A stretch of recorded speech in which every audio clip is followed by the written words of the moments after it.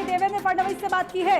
देवेंद्र फडणवीस से मुख्यमंत्री भजनलाल शर्मा की बात फोन करके ऐतिहासिक जीत की बधाई दी है मुख्यमंत्री भजनलाल शर्मा ने। दिल्ली न्यूज एडिटर अदिति नागर हमारे साथ जुड़ रहे हैं। अदिति, जिस तरीके से महाराष्ट्र में महायुति का प्रदर्शन देखने को मिला है वो वाकई में एक आंधी कही जा सकती है, लेकिन मुख्यमंत्री भजनलाल शर्मा का देवेंद्र फडणवीस से बात करना, बधाई देना, कहीं ना कहीं मुख्यमंत्री भजनलाल शर्मा की भूमिका भी इसमें रही है, क्योंकि प्रवासी राजस्थानियों से एन मोमेंट पर जिस तरीके से मुख्यमंत्री ने संवाद किया था उसका भी क्या प्रभाव कहा जा सकता है इस जीत में?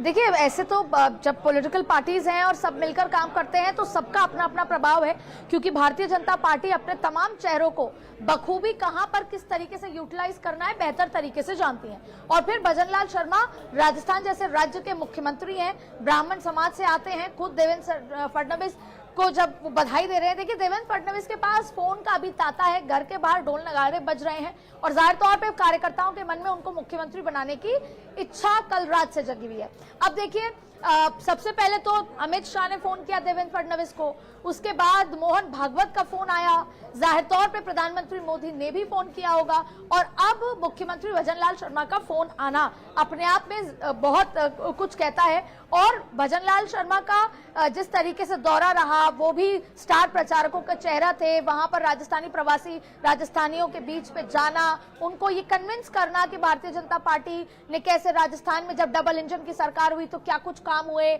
यहाँ क्या कुछ काम होंगे, आपके समाज के लिए काम होंगे, क्योंकि पॉकेट्स में जैसे आरक्षण और संविधान के मुद्दे पर भारतीय जनता पार्टी ने पहले ही 2 महीने पहले ही देश भर के बड़े ओबीसी या फिर कह ले दलित चेहरों को बुलाया और उनको पॉकेट्स में भेजा और लोगों को ये 4 से 40 की बैठक करी और ये कन्विंस कराया कि नरेंद्र मोदी आरक्षण के मामले में क्या सोचते हैं, कांग्रेस क्या नैरेटिव गढ़ रही है, आप वो मत समझिए, हम बता रहे हैं कि हमारे नेता आरक्षण के मामले में क्या सोचते हैं। तो बाबा साहेब अंबेडकर के बारे में उनकी सोच क्या है, संविधान के बारे में क्या है। तो भारतीय जनता पार्टी ने माइक्रो मैनेजमेंट किया, आरएसएस का साथ रहा और सबसे बड़ी गेम चेंजर लाडली बहन योजना थी, जाहिर तौर पे सब मिलकर। और फिर अजीत पवार ने अपना बेहतर परफॉर्म किया, शिंदे ने अपना बेहतर परफॉर्म किया, देवेंद्र फडणवीस ने ये नहीं सोचा कि वो मुख्यमंत्री थे। ठीक है अदिति, क्या ये कहा जाए कि बीजेपी अपने मूल रूप के अंदर महाराष्ट्र में वापस लौट आई है? अब वो कह रही है कि हमें मुख्यमंत्री की कुर्सी पर समर्थन चाहिए, बेवजह के समझौते नहीं चाहिए, पहला सवाल। दूसरा, क्या ये भी महाराष्ट्र की जनता ने बताया कि चेहरे सिंबॉलिक होते हैं और सिंबल स्थायी होता है?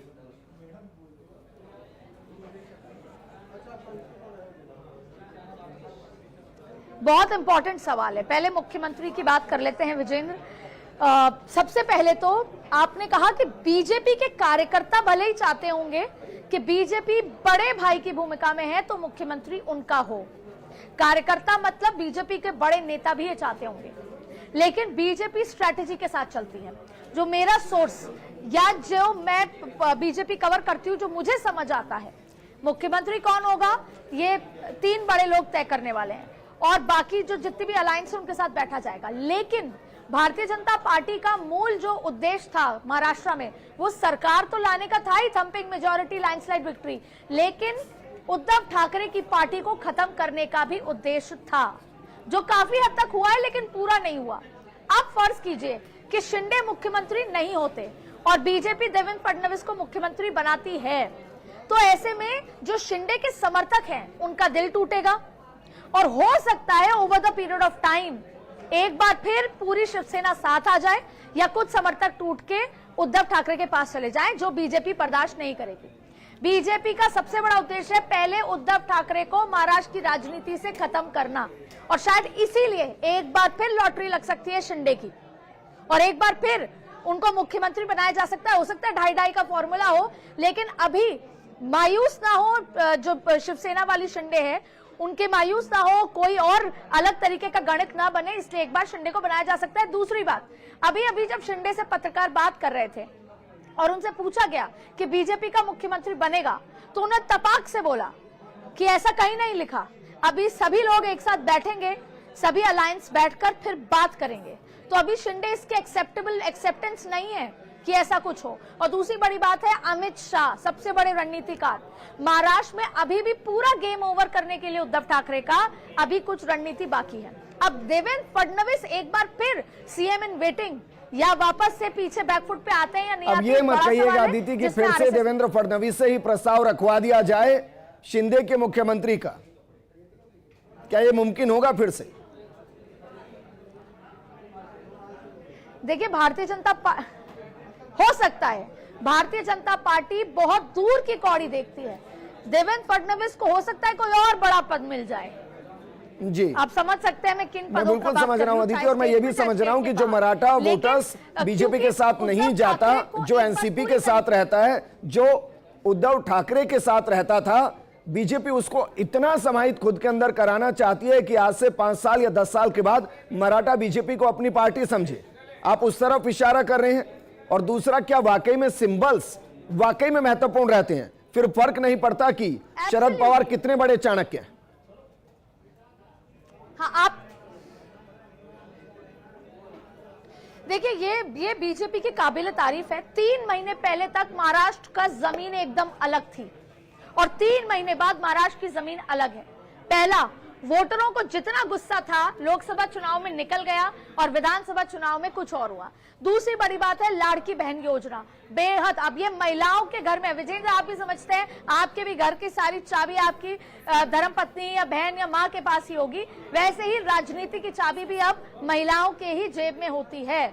जैसे जेएमएम बहुत पीछे होती अगर मैया योजना उनके साथ नहीं होती या उनकी कल्पना सोरेन का राइज नहीं होता। वापस से महाराष्ट्र पे आते हैं। दूसरी बड़ी बात है कि ये जो बटेंगे तो कटेंगे, एक है तो सेफ है, ये कोई धार्मिक पोलराइजेशन के साथ साथ सामाजिक पोलराइजेशन भी हुआ। और कैसे भारतीय जनता पार्टी ने इसका इस्तेमाल किया, तो भारतीय जनता पार्टी ने हर मोर्चे पर काम किया है। फिर दूसरी बात है, यहाँ पर यह भी अस्तित्व का सवाल था कि असली शिवसेना कौन, असली एनसीपी कौन। तो जो असली है वो बीजेपी के साथ हैं। तो जो वोट डिवाइड हुआ वो बेहतर तरीके से हुआ। ओबीसी को कंसोलिडेट करने की जो पहले दिन अमित शाह ने रणनीति बनाई थी कि ओबीसी लामबंद होगा, वो इस चुनाव में हुआ। तो सभी कुछ, और भारतीय जनता पार्टी से जो नाराजगी थी वो लोकसभा में निकल गई। अब वोटरों ने जम के वोट किया। दूसरी बात ठीक है अदिति, क्योंकि मुझे राजस्थान पर भी आपसे बातचीत करनी है, महाराष्ट्र को लेकर एक और सवाल मेरा आपसे, क्या वाकई में उद्धव ठाकरे की शिवसेना उसी दिन खत्म हो गई थी जिस दिन कांग्रेस से हाथ मिलाया था? क्योंकि बाला साहेब की विचारधारा बहुत अलग थी, ना तो वो सत्ता चाहते थे और ना वो कांग्रेस से हाथ मिलाना। उद्धव ने दोनों काम किए, सत्ता भी चाहिए और कांग्रेस से हाथ भी मिलाया। क्या वहां की जनता को यह रास नहीं आया, या कहूं कि जो शिवसेना के कार्यकर्ता उनको रास नहीं आया और इसलिए शिंदे मजबूत से और मजबूत होते चले गए?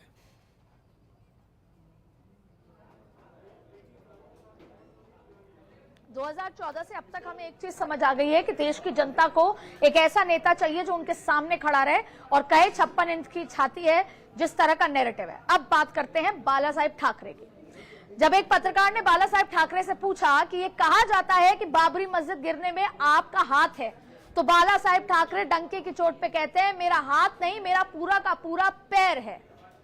ये लोकप्रियता थी जब जो उनके कार्यकर्ता वोटर उनके लिए दीवाने थे कि वो डंके की चोट पे कहते थे ये मेरा थॉट प्रोसेस है, ये मेरी विचारधारा है और है।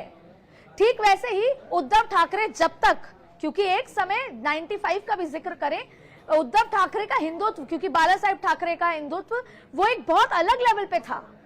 पर जब पहला आपने सही कहा कांग्रेस के साथ जाना, क्यों? सत्ता के लिए।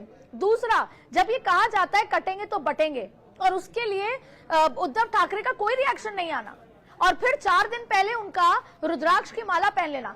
अजीत पवार भी बीजेपी के साथ हैं, लेकिन उन्होंने कटेंगे तो बटेंगे का साथ नहीं दिया। ये स्ट्रेटेजिक बयान भले ही था, उन्होंने अमित शाह मोदी से पूछ के दिया होगा, लेकिन अजीत पवार को पता है कि मेरा वोटर माइनॉरिटी भी है, मैं उसको नहीं छोड़ सकता।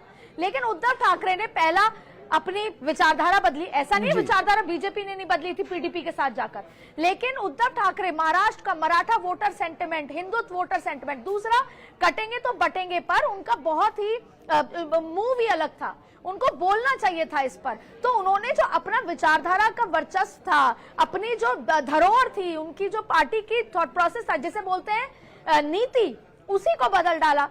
नैरेटिव, जो शिवसेना का नैरेटिव था उसे डाइल्यूट कर दिया और आज वही उद्धव ठाकरे को यहां पर लाकर खड़ा कर दिया। तो अगर आप 1 to 6 में देखें तो शायद आखिरी पायदान पर, छठे नंबर पर अगर उद्धव ठाकरे को कहें या एनसीपी के शरद पवार को कहें, शरद पवार का भी स्ट्राइक रेट अपने पॉलिटिकल करियर का सबसे कम स्ट्राइक रेट रहा। ठीक है, देखिए अब मैं इस पर आगे नहीं बढ़ूंगा कि भाई परिणाम आने से पहले ही कैसे बयान आ रहे थे कि कहा जा रहा था शरद पवार की तरफ से कि मुख्यमंत्री फीमेल होनी चाहिए, कांग्रेस कह रहा था कि हम तो स्वीकार ही नहीं करेंगे, बड़े भाई की भूमिका में हमें मुख्यमंत्री हमारा होगा, और शिवसेना का एक अलग स्टैंड था। परिणाम नहीं आए थे, कुर्सी को लेकर झगड़ा शुरू हो गया था। वापस मैं आपके पास आऊंगा क्योंकि राजस्थान की 7 सीटें बेहद महत्वपूर्ण है और उसमें खींवसर पर सबकी नजर टिकी हुई है। खींवसर में 15 राउंड की काउंटिंग पूरी हो चुकी है और 15 राउंड की काउंटिंग के बाद जो रेवत राम डांगा है वो लगभग 9